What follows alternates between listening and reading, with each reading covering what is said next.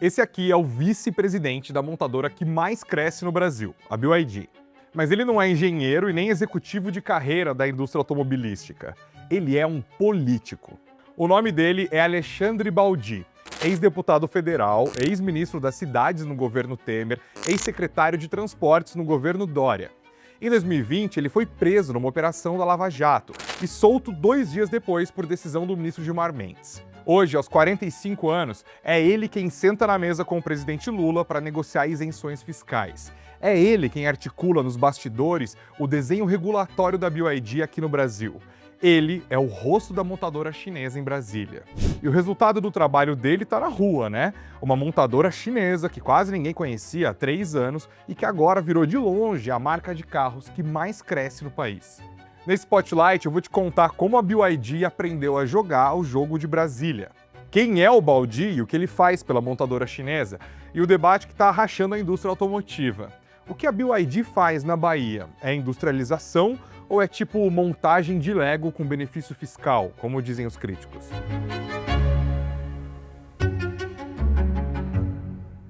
Para entender por que a BYD precisou de um político, a gente tem que entender uma coisa sobre a indústria automotiva. E não só no Brasil, tá? No mundo todo. Carro e governo andam juntos. Sempre andaram, tá?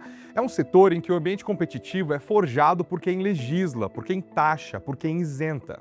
E no Brasil não é diferente. A Anfávia, que é a Associação das Montadoras Tradicionais, ela construiu décadas de influência em Brasília. Volkswagen, Fiat, GM, enfim, toda montadora que opera aqui aprendeu que o jogo se ganha tanto no gabinete quanto na concessionária. A BYD é a novata, tentando aprender a gramática de um idioma que as concorrentes dela falam já tem algumas gerações.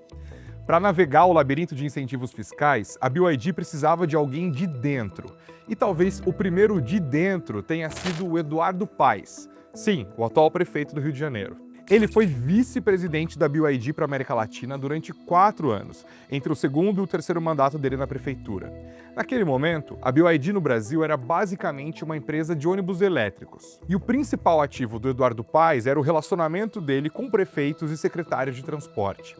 Mas a operação cresceu, né? Saiu de ônibus para automóvel, de projetos de mobilidade urbana para a política industrial federal. E a empresa precisou de um outro perfil. Encontrou o Baldi.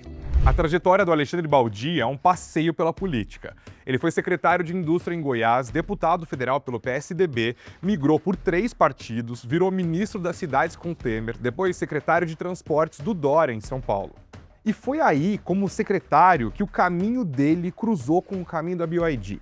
Aliás, o Baldi participou da assinatura do contrato da linha 17 Ouro do metrô de São Paulo, um contrato de fornecimento de trens da BYD.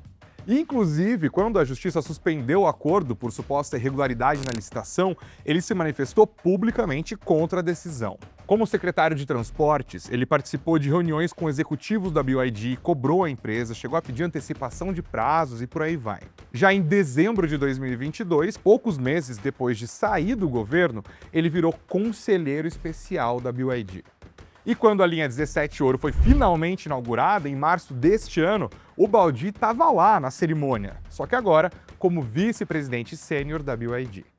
Eu queria pedir aqui com muito carinho a cada um dos que estão aqui em cima a dispensa para fazer, viu, Baldi? A leitura aqui.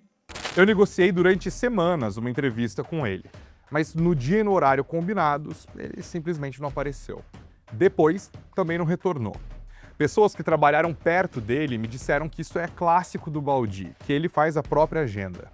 Mas também me descreveram como afável, esperto, gente boa, o tipo de pessoa que ajuda todo mundo ao redor e que nunca se queima. Que ele não é bem o mandatário, ele é aquele cara lateral com um pé na política, outro na iniciativa privada, que cumpre funções bem específicas. O que o mandatário não faz, ele faz. Nas redes sociais do Baldi, o feed dele mistura viagens internacionais, jantares com a executiva global da BYD, que é a chefe dele, a Stella Li, além de eventos de luxo e entregas de moradia popular. Isso porque até o fim de março agora, ele também era presidente da Agência Goiana de Habitação. Sim, ele exerceu essa função e a de VP sênior da BYD ao mesmo tempo. Ah, e o Baldi também é presidente do PP de Goiás. E agora ele é pré-candidato ao Senado nas eleições deste ano. Mas nem tudo são flores na biografia dele. Em 2020, quando ainda estava no governo de São Paulo, o Baldi foi preso na Operação Dardanários, desdobramento da Lava Jato. A acusação era de envolvimento em esquema de propina em 2013, quando estava no governo de Goiás. 2 dias depois, o ministro do STF, Gilmar Mendes, mandou soltar ele. O caso não resultou em condenação. O STF anulou as provas e trancou a ação penal.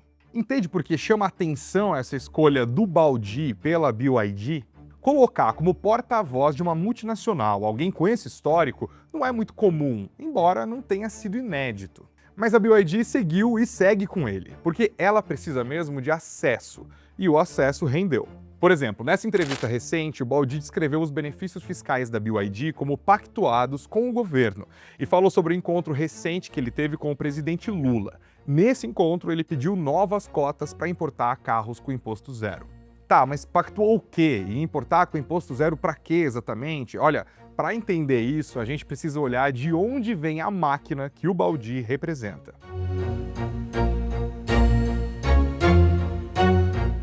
A BYD foi fundada em 1995 por Wang Chuanfu, não como uma montadora, mas como uma fabricante de baterias recarregáveis para celular e laptop. A partir de Shenzhen, ele construiu uma operação tão verticalizada que a BYD controla entre 70% e 80% do que está no carro.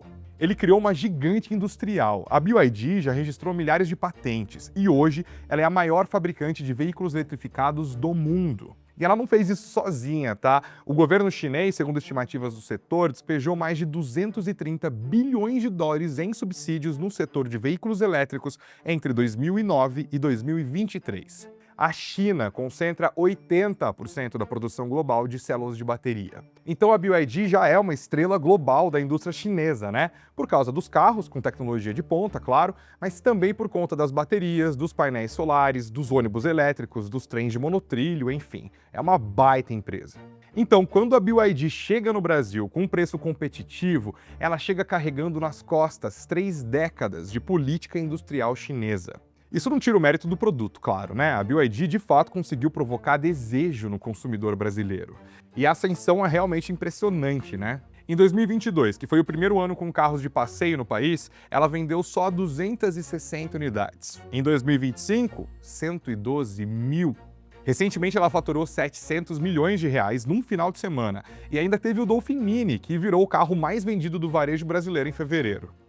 As tretas públicas com as montadoras tradicionais também são bem quentes. A BYD já se definiu como um meteoro e chamou os concorrentes dela de dinossauros. O Cássio Pagliarini, que é um consultor do setor automotivo, me disse que a BYD já provou que tem qualidade e tecnologia de produto. O que falta mesmo é provar que vai ter capacidade de fazer vingar a produção local. Aí são outros 500. A fábrica da BYD em Camaçari, na Bahia, ocupa o espaço que era da Ford. É um complexo enorme. Mas o que acontece lá dentro hoje é bem diferente do que a palavra fábrica sugere. Os carros chegam da China no regime SKD, Semi-Knockdown. Traduzindo, a carroceria já vem soldada, pintada, com os vidros instalados. Aqui, o que se faz mesmo é instalar roda, pneu, bateria, acessórios. Os pavilhões de estamparia, soldagem, pintura, que são o coração de uma fábrica automotiva de verdade, eles ainda estão sendo construídos. A Anfave, a Associação das Montadoras Tradicionais, diz que a manufatura completa gera 10 empregos indiretos para cada emprego direto. Já a montagem SKD gera entre 2 e 3 indiretos para cada emprego direto. A BYD prometeu criar 20 mil empregos em Camaçari. Hoje, ela tem um pouco mais de 3 mil. E desses carros que ela vende aos milhares, boa parte foi montada com kits importados com imposto zero. É aqui que a cota entra. Em julho de 2025, a BYD conseguiu, junto com outras montadoras, tá? Inclusive da Anfávia, mas ela ficou com a maior fatia, enfim. Ela conseguiu uma cota de 463 milhões de dólares aprovada pela Câmara de Comércio Exterior para importar kits SKD e CKD com alíquota zero por 6 meses. O Cássio me explicou que antes dessa cota, o kit SKD era tributado quase que como um carro montado quando importavam. Essa mudança representou uma economia brutal. E a BYD agora quer renovar esse benefício. É disso que o Alexandre Baldi estava falando naquela entrevista em que ele citou a conversa com o Lula e os benefícios que ele teria pactuado com o governo, sabe? Bom, eu fui participar de uma coletiva de imprensa da Anfávia e o presidente Igor Calvé reconheceu que a associação está questionando mesmo o modelo de produção de empresas como a BYD. Eu também participei de um programa da Jovem Pan entrevistando o Paulo Scaff, que voltou para a presidência da Fiesp. Aproveitei para perguntar como o maior porta-voz da indústria brasileira vê esses investimentos chineses. E olha o que ele disse. O que não pode é trazer alguma coisa semi-pronta e aqui fazer uma simples montagem e falar que houve a industrialização aqui. E pedir incentivos para isso e concorrer com a indústria local aqui, aí você tem um dumping interno. Aí é ruim também. Quer dizer, montar um Lego é uma coisa, né? Aí você não vai estar gerando tudo aquilo que a indústria verdadeira brasileira gera. Climão, hein? Agora, a BYD tem como meta oficial atingir 50% de conteúdo local até 2027. O Baldi tem repetido que produzir aqui é questão de competitividade. Mas a bateria, que é o item mais caro do carro elétrico, simplesmente não é fabricada no Brasil em escala industrial. E você não replica Shenzhen em Camaçari da noite para o dia, né? Enquanto essa transição não se completa, a montadora precisa continuar importando para conseguir vender. E para importar barato, precisa de benefício. Para ter benefício, precisa de Brasília. E para ter Brasília, precisa de alguém como o Baldi, sacou? A via que dá acesso ao complexo da BYD em Camaçari se chamava Avenida Henry Ford. Mas em setembro do ano passado ela foi rebatizada, virou Avenida BYD. A fábrica americana foi embora, o dinheiro chinês chegou. Mas a pergunta que a indústria brasileira quer ver respondida é se o que está sendo construído ali é uma fábrica de verdade, com emprego, cadeia produtiva, conteúdo local, ou se é uma operação de montagem bancada por incentivo fiscal e articulação política. Vender, a BYD já provou que sabe. Fabricar aqui ainda não. O trabalho do Alexandre Baldi é garantir que Brasília dê tempo e condições para a BYD conseguir chegar lá.